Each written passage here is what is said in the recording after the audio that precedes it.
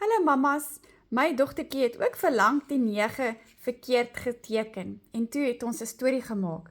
Ons het gesê die 8, hierso is 7, 8, 9 en die 9 wil eintlik kyk vir die 8.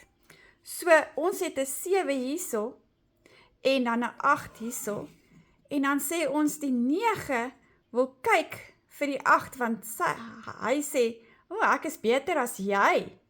So hier as hulle 'n foutjie maak en hulle teken die 9 soos 'n P, dan sê jy, "O, gits, die 9 het sy rug gedraai op die 8 hierso. Dis verkeerd. Hy wil sy tong uitsteek. Tongetjie uitsteek vir die 8. Sê, "We lakapela, ek is groter as jy." So 7, 8, 9, dan onthou hulle 9 moet kyk vir 8 en tong uitsteek.